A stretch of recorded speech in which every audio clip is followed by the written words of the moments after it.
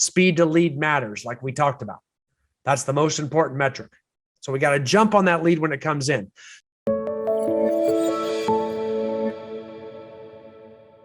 Good morning, everyone. Again, my name is Ro Malik. I'm the co-founder and CEO of Conversion Monster. I'm joined by my co-host, Ryan Stempian. And we're excited to launch our weekly coaching series in collaboration with Icenhower Coaching as a value add for our current Conversion Monster clients. We're going to continue covering a variety of important topics over these next few weeks and months. Today is our third coaching webinar. The topic for today is leveraging internet leads to grow and scale your business further. I don't think we need to introduce him anymore, but I'm still excited to introduce you to Brian Icenhower, who is the CEO and founder of Icenhower Coaching and Consulting. Again, Brian coaches many of the top agents and teams all over the country. He's been coaching for nearly 30 years now. And, we have an opportunity to hear Brian speak again today. And then we're going to have some of Brian's other senior coaches that will be joining us in the coming weeks and months to get some different perspectives as well. So we're excited to continue the series. So from there, I will turn it over to Brian. Awesome. Thank you. Thank you, Ro. I appreciate it. Yeah. So again, at my company, we coach a lot of the top agents and teams in the country. And a lot of those guys, especially those that are leveraging their business by, working with other people, other agents, people like that, they're using internet leads as a big piece of that very complicated puzzle. And because we get to coach a lot of those top teams, managing internet leads, especially as they come through Conversion Monster, is something that's a very big part of our coaching. So I'm going to share some of that with you today. For the first 2 minutes, though, I'm going to spend 2 total minutes of getting you up to speed on what we covered in the first 2 webinars in that series. Okay. So it's going to be no more than 1 minute for each of those. Okay. Because we've already been there. And you guys can go back and watch those other videos if you want to. So you can now see my screen. And the first thing we do when an internet lead comes in to you is we implement a 2-week assault plan, right? Often called a 10 days of pain, where for 10 business days or 2 weeks, we are trying to get a hold of this lead to make initial contact any way we can. Again, day one, and you can customize this any way you want, but it's a series of phone calls, emails, social media contacts, direct messages, text messages, things like that, where we're trying to make contact through a bunch of different communication venues. And then I've also included all the scripts for those texts, emails, phone calls, video emails, whatever you're trying to do to get a hold of them all the way through. And that is what we do. It's 10 real hard days to try to make contact.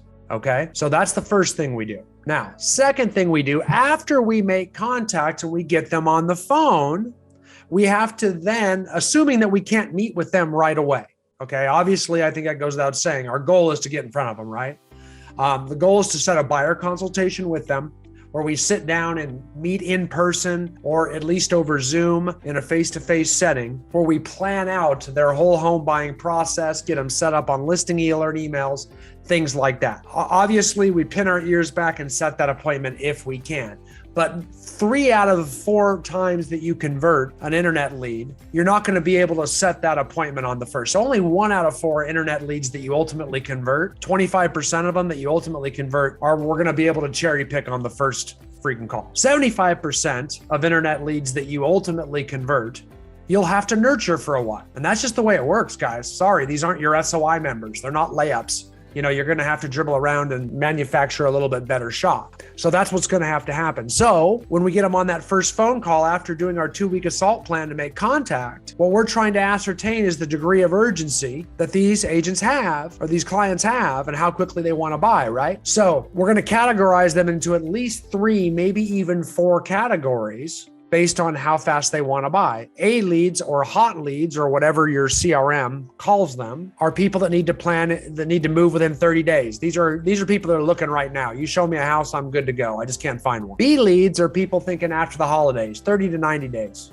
You know what I'm saying? They don't want to go right now, but they're about to be ready pretty soon. That's a warm lead. C leads, 3 to 9 months, a little bit further out. D leads, maybe 9 to 18 months. Okay. Then we're going to put them in those various action plan categories in our CRM, because the A leads up here, our action plan is going to have a lot more frequent contact attempts. We're going to be calling them a lot more times per week. texting them, emailing them with a much higher degree of frequency. Your B leads a little less frequent. Your C leads even less frequent. Your D leads much less frequent. We're trying to warm them up and move them up. D leads to C and B leads. C leads to B and A leads. We're trying to take B leads and turn them into A leads. All of our A leads, we're trying to move to appointment. Every time we contact, we're trying to get face-to-face. We get face-to-face, we turn a customer into a client and base it on that relationship. Okay? Probably 3 minutes, but you get the gist. So that's where we've been. Those are the systems we need to implement. We know it. How do we make sure we keep doing it and using it? And as this relates to leveraging our business, running a real estate team maybe, then there becomes the issue of accountability, okay? So that's very, very crucial that we have systems in place for this. So what I'm going to do, first of all, I'm going to tell you the most important thing. I actually have a book out there. And I have the High Performing Real Estate Team book. There's a link to it on Amazon. I think it's like $20. It's the fattest book you've ever seen. It's daunting. Like, it's not something you curl up next to the fireplace. It's a freaking textbook. So I literally crammed everything that I think you could cram into a book before my publisher said, stop, no one will read this because it's just too much. And I'm not joking. That's how that conversation went. It is jam-packed with details on how to run a real estate team. And a big part of it is what we're talking about right now. Okay. So if you're working with other people that you're expecting to convert these leads, you need to definitely be implementing some of the key concepts that I put in this book, okay? One of which you should have a goal, okay? And a goal for how much they're going to sell. And guys, let me tell you, we got to get kind of realistic about internet leads. If you're trying to manage agents on your real estate team and your value proposition is, I'm going to give you a bunch of internet leads and that's it, we got a big problem. Here's why. No one gets their real estate license, none of you did either, under the assumption that you're going to be a telemarketer and convert telephone leads from people you don't know for your entire career. No, that is not sexy. That is not a good value prop. And you'll see there's lots of teams out there that just burn through people. All these new people come to their team and then they hate it and they move on and they just have this high turnover rate over and over again. And that's teams that are trying to make their value prop internet leads. Guys, you have to have realistic expectations about internet leads. Internet leads are there to supplement an agent's business. I'm assuming if you're starting a real estate team and you're going to bring on other agents, you have more leads than you can handle yourself. That is kind of a key determinant as to whether you should be running a team or not. If you don't have any extra leads to give away, then I would really, really rethink starting a team at this point. But if you have more than you can handle, you have overflow, the whole idea is most of the time that's because you've developed a business yourself and a business that comes by referral to you. You've got a sphere of influence, people that you know or at least know who you are, maybe just acquaintances that at least know you by name, and you sell a certain amount of real estate by building up that book of business through your sphere of influence. And that's what every agent, I don't care who you are, I know a lot of different coaches teach this. Everybody, when they get their freaking real estate license, wants that. It's not a novel idea. There isn't anybody that gets their real estate license that doesn't expect that that's what they want. I want a lot of people to call me that I already know,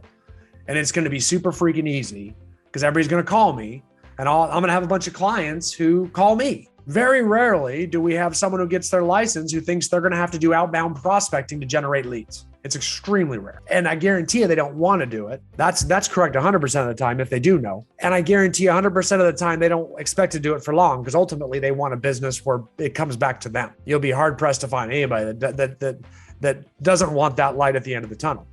So you need to provide that to agents on your team. So first and foremost, set an expectation that they're going to be growing their own sphere of influence. And you're going to help them do that. You're going to hold them accountable to adding people to their SOI, to contacting their SOI, to setting up action plans for their SOI. And that we know that for their first 2 or 3 years, they're not going to get much business from their SOI because they're brand freaking new. All these people may know them, but they also know they're new, so they don't necessarily trust them to list their house yet. So what do? That's why we provide them with internet leads so that they actually make some income and learn to develop a skill set on converting buyers, maybe listings too, on people they don't know. So they have some income in the meantime while they build their book of business and their SOI grows before it starts coming into them. That's the purpose of internet leads on successful real estate teams. They're designed to supplement an agent's business. And the fact that you're giving them leads, oftentimes way more leads than they're going to bring to the team because they're new. Oftentimes, very rarely are people that sell more real estate than you going to come to your team. Very rarely. It happens, but very rarely. Most of the time, it's going to be agents that look up to you that don't have the business you have yet. So the whole key is you're going to provide them some very important things, right? Hopefully, you're going to provide them administrative support. Hopefully, you're going to provide them accountability and training and mentoring. And then most importantly to them, you're going to provide them with some leads. So remember, those three things are what you provide: training and accountability, or training and mentoring, admin support, and leads. I think training and accountability is the most important part because that's whether they succeed or fail. I think admin's the second most important part. And I think admin's the third, and leads are the third most important point, but not to them. To them, leads are by far the only thing they care about. So you better have leads, because the minute they start bringing more business to the team than you're providing to them, some strange things start happening. If the agents on your team, let's say one of them closes 30 transactions a year and 25 of them come from the agent's own sphere of influence and only 5 come from you or the team, we've got a flight risk on our hands. They are either going to leave the team and do it themselves, or they're going to ask you for a better commission split. Maybe if you're a buyer's agent, they're going to ask to start taking listings. Things are going to change if you let agents get ahead of you. And that's okay. Sometimes you get a rock star on the team and you just can't prevent that kind of thing. You better have systems and tools to stay ahead of them, or at least give them a path for growth in the team where they maybe then, if you can't stay ahead of them with your leads, maybe that's when they graduate to a higher split. Don't give away those splits earlier, okay? Don't give them away earlier. Don't say if you sell 10 houses, then you jump to a 60-40 or a 70-30. You're giving it all away too soon, because the amount of transactions they close has nothing to do with it. It's how much they generate from their own SOI. It's very easy to find people to convert leads, but to generate their own leads and bring them to the team, that's highly valuable. Those are the ones you reward. In the meantime, you supplement them with your internet leads. So let me show you what this looks like. We should always I want to explain this concept to you. I got an old clunky scoreboard. I've been using this for decades, actually. So bear with me. This is just for teaching purposes. My agents typically use much nicer looking things than this, but you'll get the gist. So here is a really old clunky team scoreboard, but I think you'll get the gist, because what we always want to do is we want to be meeting on a regular basis, at least once a week with our team, so they have a clear and convincing scoreboard or dashboard. And I give you a lot of description on, probably 100 pages of it in my book, about how to use a dashboard, and then another 100 pages on how to hold those team meetings. And you can see here the number of SOI contacts I'm tracking. I want to make sure all the agents on this team are contacting their SOI. I put that up at the front because that's the first and foremost thing I want to be pushing, is them generating their own business. I also want to make sure that they're growing their SOI. So that's always first, okay? This team is tracking open houses too. Okay, but you could be tracking expired prospecting, circle prospecting, farming. You can track any lead generation activity. I call them in my book activity-based indicators, because we always want to focus on activities, right? And trust that results will follow. So we're always pushing the activities and holding people accountable to activities. Most teams just track results, what I call RBIs, or results-based indicators. And that's why when I don't like to have commission splits that graduate after, going to 60-40s or 70-30s when you close this many deals. I'd rather base it off activities, because activities resonate more closely with where agents fail. They just fail to do the work. So if you have a team where agents actually do the work in following up and nurturing, you'll be the rare bird. How do we do that? We meet every week. We have clear activity-based indicators that we focus on a team scoreboard just like this, okay? So I'll just give you a quick run through of it here, because what we want to track is, I showed you 2 things at the start of this that we've talked about: a 2-week assault plan for making initial contacts. And then we also talked about the hot, warm, and cold leads, the A, B, C, and D leads for lead nurturing over time. we have to hold agents accountable for that. Okay. So here's how we do it. These two sections hold both of those action plans accountable. Okay. Let's start with the response time to first call. A good CRM, most of them now have an app that comes with them so that when a lead comes in, we can track the response time to call. If you have an email lead that comes to you through Conversion Monster, then that lead should be contacted through your CRM's app. And we can see how fast you jumped on it. Because if you go into most top CRMs, you can track an agent's average response time. And that needs to be less than 5 minutes. Speed to lead matters, like we talked about. That's the most important metric. So we got to jump on that lead when it comes in. So if we always have every single agent's average response time up on the scoreboard every single week, it takes away a lot of excuses, and they'll know, hey, I got to jump on these leads. And you can usually set in your CRM that we're going to track response time between certain hours. It might be 8 a.m. to 8 p.m. I've got some examples here next to each agent. Or it could be till 9 o'clock at night. It could be till 7 o'clock at night. You will see a lot of good leads get transferred just after dinner time in your area. So shutting it down like at 5 o'clock is probably not your best option. So if you have to stagger different agents at different times, throw your millennials a little later, get your old people calling earlier. That's usually how it works on real estate teams. But the point of the matter is, we have to track that response time. That's everything, because we got to try to convert leads in less than 5 minutes. So we got to have an app that tracks it. Otherwise, it's honor code. Honor code works. It's just a little old school. It's what I grew up on. And it's usually when we go from honor code to tracking it through a CRM app where people have to call back through the app, it's like, whoa, people are just like, what on earth? I had no idea my response time was so bad. That's how the light turns on tremendously. And when you see a lot of people not being able to convert internet leads, this is the biggest thing. This is the biggest eye-opening moment. It's because they aren't tracking response time. They don't realize how slow they actually are. That's number one, because they think they call the minute they look at their email. Well, yeah, you didn't look and see how long ago you received that email. You know what I mean? Are you setting notifications and dings in your email? Are you checking them? Just is what it is. Okay? So we track all response time there. Now, if it's a voice connect, so if Conversion Monster is connecting like a Zillow lead or a Google LSA lead, that's going to come via telephone. And when that comes via telephone, again, you just got to answer. It's that's pass fail. There's no grade there. Like if you don't answer, we got a problem. So that one, we just know straight up, how many times you answer and how many times you don't. So on voice connects, those are strong leads. Google LSA, that's a lot of listing leads. That's more listing leads than there are buyer leads. So you better freaking answer that call. I don't care where you are. I don't care if you're in a buyer consult or a listing presentation, answer the phone.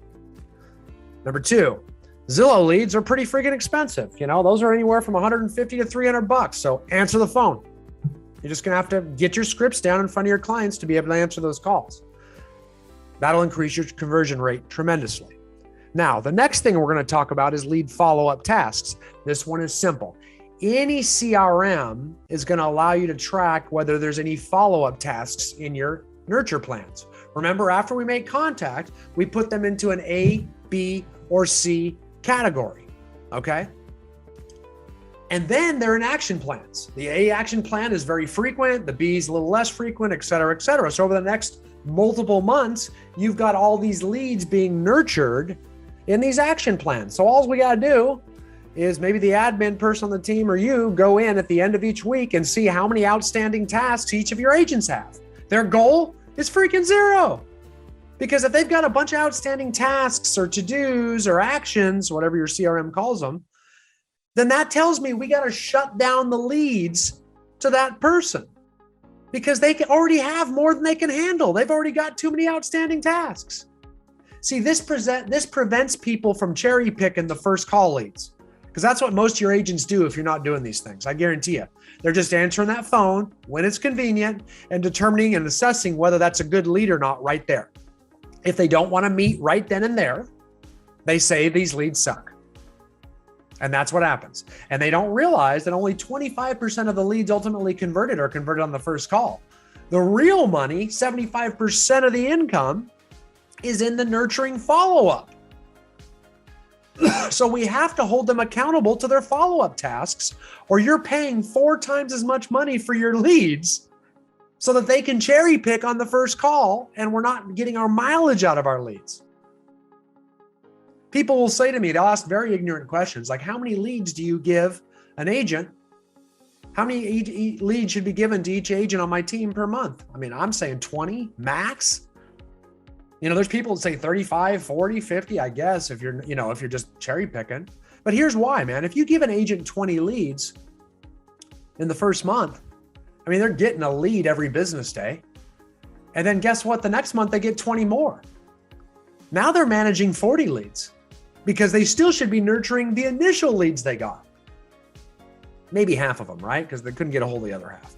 And then the next, another 30 leads, 20 leads. And then the next month, another 20 leads. After 4 or 5 or 6 months, you're managing all these leads in your nurturing pipeline. And now after 6 months on pay-per-click or forced registration style leads, like we talked about, you're actually going to start to get these leads to bear fruit. A lot of times with the Zillow leads and the Google LLC, they'll bear fruit right away in the first 30 days or even on the first call.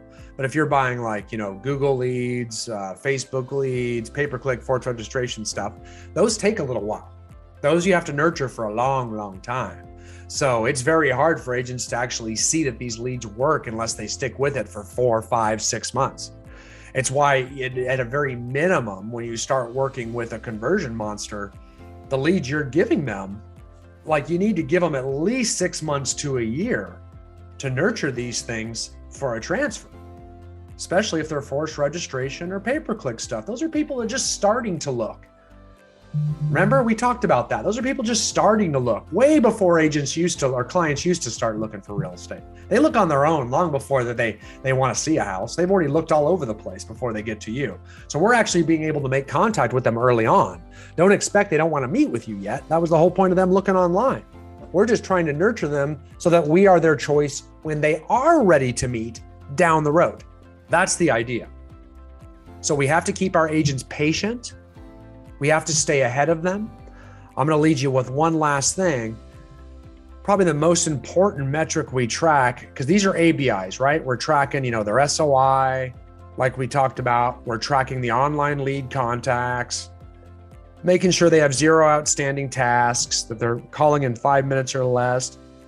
And then, we might track how many appointments they set and convert. That's great. For onboarding, we track to make sure they're getting through all of the ICC Online Learning Center courses. So they learn how to convert online leads and they learn how to convert and grow their SOI. Then under lag measures, this is the part I want to show you right down here. These are your results-based indicators, right? So what we look at here is we want to make sure that we are always staying ahead of the agent. So we're always tracking every closing. Where was the source? Was it from their own SOI? That would be agent generated versus team generated, which would mean it was a lead that was generated and provided by the team, like these leads we're talking about. So that's our chief indicator for lead distribution, is whoever's bringing in the most from their own SOI, that's where we got to funnel the most leads towards because they've earned it. Everyone will agree that's a fair basis for lead distribution. It's whoever's generating the most gets the most. That's the secret sauce to create a very positive culture of production on your team. If you want a production-centric culture, reward those that are doing the work and earning it. And that's your chief criteria. Yeah, I mean, if someone speaks Spanish, get into the agents that speak Spanish. Yeah, if someone is, the same age or the same behavioral profile or in the same geographic location, maybe we go that direction. But the chief criteria you look at for lead distribution is who's bringing in the most business, because you got to stay ahead of them. That's your job as the team leader. Make sense? Okay, that's a hard stop. So I want to run it through as much as that is humanly possible. There's some tips and techniques for how to leverage your internet leads to scale your business with a real estate team. Pick up the book if you want a lot more detail. Thanks, guys. Awesome. Thank you, Brian.